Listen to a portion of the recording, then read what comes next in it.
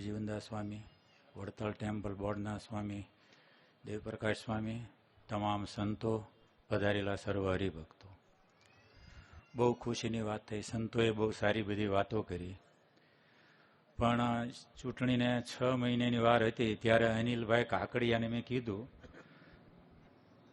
તમે ચેરમેન સાહેબને કહો કે આપણા સંપ્રદાયમાં ક્યાંય પણ નાના મોટા ઉત્સવ હોય એટલે ગરડાના ચેરમેનને આમંત્રણ હોય ને હોય, એટલે એણે એ ઉત્સવમાં જવાનું અને ચેરમેનની કક્ષાના કોઈ પણ સંત જાય એટલે એને લાઉડ સ્પીકર આપે છે પ્રવચન.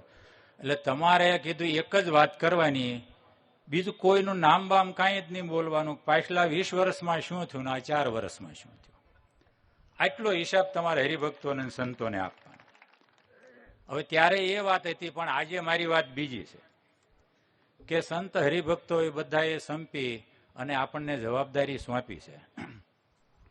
સંતોએ કીધું કે ગરડું મહારાજનું ઘર છે અને આપણે બધા જાણીએ છીએ, પણ આજકાલ આપણે જોઈએ તો મહારાજનું ઘર થોડું ફિક્કું છે બીજાના મુકાબલે. એ ફિક્કું ઘર એ આપણો સર્વોપરી સંપ્રદાય છે, એમ સર્વોપરી ધામ છે, પણ એની જે લૌકિક દ્રષ્ટિએ તે સર્વોપરીતા નથી.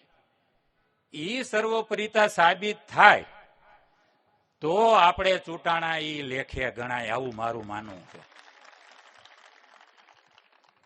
હરિભગતસિંહે માફ કરજો, પણ એના માટે મોટું મન, ટીમવર્ક, દેવાવાળાનો પાર નથી ગરડા ગોપીનાથજી મહારાજ ને મહારાજના ઘરમાં.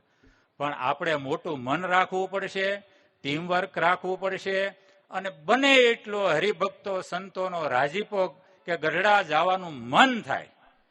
આમ ત્યાં નીકળ્યો ના આવે એમ નહીં, સ્પેશિયલ જ્યાં હોય ના દુનિયામાંથી ગરડા આવવાનું મન થાય.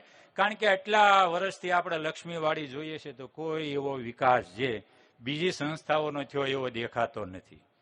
એવું ઘણું છે કે આપણે ત્યાં કેટલા નાના મોટા તીર્થ છે ગરડામાં, એનો પણ આપણે વિકાસ થયો નથી થયો. એ ગઈ તો આપણે વાંચવી નથી, પણ હવે આવતીકાલ કે આજ આપણા હાથમાં છે.